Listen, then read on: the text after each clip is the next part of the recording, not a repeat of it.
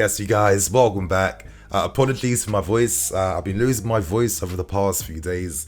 It's now starting to feel a bit better than it has recently, but it's still not there quite yet. And honestly, during this entire month, I've had COVID as well too, and now this as well. It just makes you realize that you really have to look after yourself and maintain your health. So I hope all you guys can definitely live and learn from my mistakes I've made this month, and really just take care of yourself, because our health is very important. In today's video, I'll be focusing on two reports, one being shocking revelations and shocking news surrounding Roman Abramovich and the fact that he was poisoned during the start of this month. After that, I'll be discussing the performances of our players during the international break so far as well too. So, I hope you guys enjoyed today's video. Of course, smash that like button, that definitely helps right now. Before we continue on, I want to get one big plug out of the way first. Today's video is brought to you by Spitch. Spitch is the ultimate fantasy manager app new on the market, which allows you to test your managerial skills and abilities against other users on the app for free, or if you feel like putting some money in, you can win up to a share of 70k a week. Of course, right now this month of Spitch, they have some amazing prize giveaways to show you guys. Some of these prizes range from the Apple Series 7 watch, which I actually have. Find it so handy, especially for tracking calories and workouts. It's so good for that. Plus, there are an abundance of prizes that can be won. So on the screen, I'm going to demonstrate to you exactly what you can do to participate to be able to win these amazing prizes. And as you can see, you want to click here, top left corner, under free prize competition. You click on that, you guys, and essentially all you have to do is build and create your very own lineup to participate in the prize giveaway. As you guys can see, this is the lineup that I'm currently using. Havertz and Mount are in my team. These guys normally step up in the second half of the season. Elise is there as well too. So literally all I have to do right now is confirm my captain. That's very easy to do so. Kai Havertz, this guy's bang on form second half of the season. He'll be the guy for me that can help me get through this and potentially win some of these prizes. All you have to do then is confirm. And for you guys that want some more information and details behind the competition, you can scroll to winnings to see the top 10 prizes that can be won. They range from the Apple Series 7 watch, AirPod Pros, Beats, plus many gift card choices. And if you want more information behind how the rules work specifically, you can find it here as well too. Once you confirm your team, you guys, you join for free, confirm yes. And of course, if you haven't confirmed your ID or verification, you simply have to do that, which is very easy to participate in this month's big prize giveaway draw. So you guys, what are you waiting for? Prizes are here to be won this month. You'll find a link below in the description, so make sure you download Spitch, and good luck. So right now we move into the main big story today, and let's discuss the news surrounding the poisoning of Roman Abramovich. Incredible news. This whole situation, this whole year is just, it's not making any sense. I don't know what's happening to the world at this point in time. But anyway, I'm going to break down the story that was released and published by the Wall Street Journal, plus many established publications as well too. Getting into things, you guys, Roman suffered a poisoning attack alongside 3 other members of a delegation attending peace talks between Ukraine and Russia. This attack took place between the 3rd and 4th of March during the start of the month, during peace negotiation talks, which was basically talking about creating humanitarian corridors to help Ukrainian evacuees. It was reported that members, including Roman Abramovich, retreated to an apartment in Kiev and felt symptoms which included eye and skin inflammation, piercing pain in the eyes as well too. It seems that it took up to a week for symptoms to fully clear and fully heal. And the next day after that, they moved from Kiev to Lviv, and then moved from Poland, and then went to Istanbul. Now, of course, naturally, examinations took place to really, figure out and come to the conclusion behind what the hell had happened. Why do people get these symptoms out from nowhere? And essentially, it was concluded that this was the result of a poisoning and an unverified chemical agent. There are many, very intelligent theories behind what exact chemical agents they could be. Very long words, very long names, so I'm just going to leave that part out in the video. But moving on, how exactly did an attack like this happen?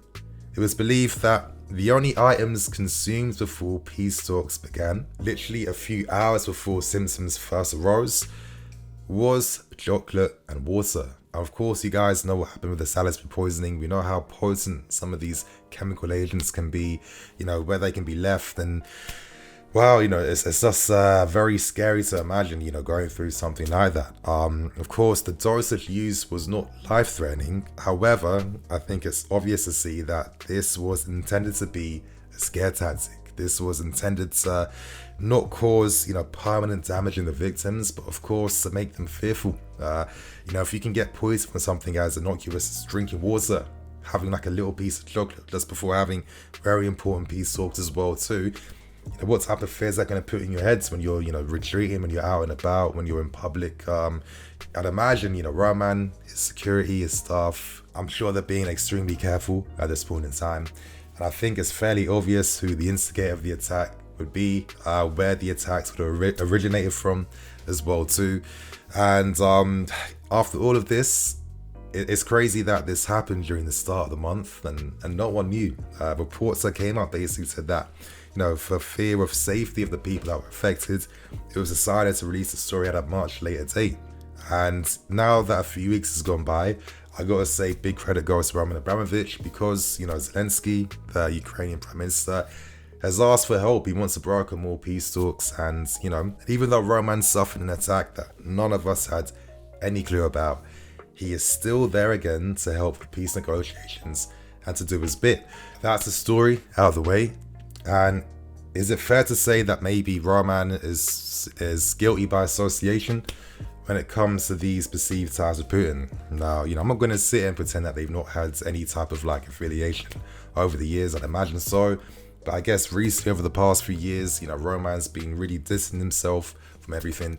And I think with his current actions and being very vocal with support of Ukraine, really looking to use his influence and his wealth to help with the situation. When you're seeing the Prime Minister of Ukraine and Zelensky, publicly asking for his help as well too, and Roman is there to do his bit as well too. I think it definitely tells you what part of history Roman's currently on. And, the fact that, he's essentially had the football club taken away from him by the UK government, he didn't fight against that. That's always been that this is a man that is, prioritizing what's more important, and that is the humanity of the situation. War is a terrible thing, especially in Europe. And I think it sends a powerful message that even though Roman was poisoned, he's fully recovered now, and that hasn't deterred him from doing the right thing and wanting to help. It's funny because the sanctions originally imposed on Roman came from essentially him owning a few stocks and shares in a Russian steel company, which of course is probably making weapons and then helping the military. But, it's still a bit of a weak claim made by the government. And I'm really curious now to see what the response will be from the government. The news that just came out that Roman was poisoned. It's absolutely incredible. Let's hope that, Roman still stays safe. And, for me personally, a lot of respect goes out to him for, being so brave. And of course, looking to do the right thing. I guess it brings up interesting questions because originally, claims were that the Russian oligarchs are the ones, working under Putin and helping to, fund this war and having some involvement in it. However, a lot of reports coming out from Russia too suggest that a lot of oligarchs, maybe plotting behind the scenes. Of course, some crazy reports trying to suggest that looking to try and secretly get him assassinated. Probably not ideal now that type of news is made public. But I feel like there's a lot more to this story to come, and what I can say is let's hope that Roman continues to stay safe, and let's see what happens now. So you guys, I'm now going to end things by discussing some of the players that stepped up and shined during the international break. And I think the first player to start with is none other than Christian Pulisic. He scored an outstanding hat-trick for the United States to basically book their place in this year's World Cup. I feel lucky I was able to secure tickets for the World Cup. I'll be going into the year. So gassed for that, can't wait. And, just seeing Pulisic's development. I have to say that when we first signed him all those years back, you guys know I was very indifferent. At the time, we didn't know if Hazard was still going to stay. Hudson-Odoi, Bayern Munich were linked with him. And I'm thinking, is this the best thing to do to entice a player to stay when you're looking to sign, a talented young player who I thought maybe was coming for a very overinflated fee? But After seeing that first season under Frank Lampard, when I saw Pulisic doing things that I didn't even know that he really could do, seeing that goal threat in his game as well too, he's definitely really changed my opinion of the player. And I guess, especially this season, I've been quite sympathetic towards the fact that over the past year, he hasn't been playing in his best position, which would allow him to really grow and improve his game. When you see what he does for the United States when he plays for them, you're playing against weak opposition. I get that. But it's still the fact that you're the one that's leading and stepping up and taking control of these situations. It really was an incredible hat-trick that he scored. And seeing that celebration at the end, starting with like a little warm celebration that he basically explained he was doing for a young fan that he had spoken to before the game, which literally turned into like a scrap with the opposition players like a minute later. Absolutely hilarious. But Christian Pulisic, let's give this guy more game time in his best position, and we'll see an even better and stronger player. We move on to Kai Havertz, who scored against Israel with a header. A very good performance, very lively, and he's a very multifaceted player that can play across all those attacking positions. He has had some difficulties this season for us, being in and out of the team due to injuries, illnesses, tactical things, etc., etc. But it's nice to see that during the second half of the season, we are seeing a guy that has more consistency now behind his fitness. And we know normally during the second half of the season, this is where Havertz comes alive and starts to shine. For me, ultimately, I think the fact that he has a set regimented position now is allowing him to express his best football, because ultimately, when you're being played on the right-hand side or the left-hand side, your game is going to change accordingly to the demands of the system. So let's hope we see more of this guy Havertz. We move on to Timo Werner, who also scored for Germany, and he does have a habit for scoring for the national team. He posted a very, innocuous comment suggesting that maybe it's easier to score playing for Germany than compared to playing for Chelsea. And at the time, some of the responses on social media was, in my opinion, a bit typically childish. I'm sorry. Why do people want the game to have all these pros and professionals that can never speak their truth, can never just air their opinions? We're all adults, for God's sake, and people crying about the fact that maybe it's just like an insult to Tuchel and he's being disrespectful. I really don't understand this type of like master mentality that a lot of fans have when it comes to football. I don't really get it, to be honest. I think there's absolutely nothing wrong with what he said. Is he going to be leading at the end of the season? Most likely, because he doesn't necessarily complement the system, and that's okay. He's not the first player who said that. Ziyech has, we know Lukaku has as well too, plus there's been other comments, and it just is how it is. So I thought it was a bit of a unnecessary thing in my opinion.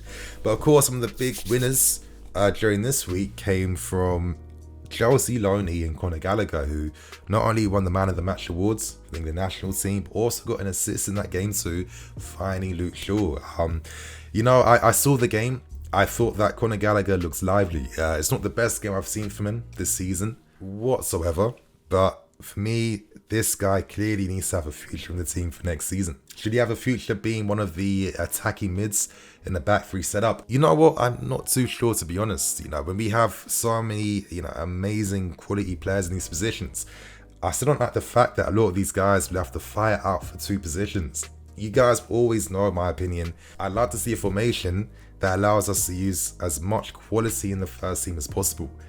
When you have someone like a Conor Gallagher coming next season who has the ability to press on the front, but bring that goal threat too, that can, play between the lines, that, plays those attacking passes. We saw the pass that he plays Harry Kane in that game. I feel like being in that midfield position would allow him to play even better compared to playing as like a cam, where you're doing a lot of the movement and runs for the team. I don't know, I feel like Gallagher plus many other players could benefit more if they were able to play with each other and not having to constantly compete for like two positions. But let's see what happens with that one. And of course, two other guys too, and Thiago Silva, who picked up a clean sheet with the Brazil national team. And I know maybe I'm being a bit cheeky, but I'd probably say Mark Gueye as well too.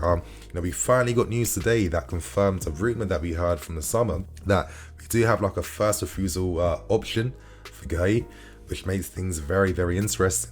For me, absolutely no surprise that he's part of the national team. I always knew this guy was destined to be an England international. He really was that good, and I was so disappointed that he left us during the summer. You know, especially when we have no defense and guys whose contracts are expiring, to lose a talent like that for so cheap didn't make any sense to me, and it still doesn't. You know, could Guy come back one day? I'd like to think so. Again, similar to Conor Gallagher, he kind of grew into the game as the game went on. Of course, playing with new teammates, new setup, new system, national team, nerves would probably creep in. But I thought it was a very professional showing from him, and I thought it was a good showing from Conor Gallagher as well too. And will these, you know, two BBFs be able to find themselves back in a Chelsea shirt next season? Time will tell. But you guys, I'm going to wrap things up, keep things moving. Thank you for watching. Before I go, I want to strongly suggest and recommend that you guys download Spitch. You'll find a link below in the top comment and in the description too. Don't miss out on this competition. It's going to end in the next few days here. So, good luck, and I'll see you guys later. Cool.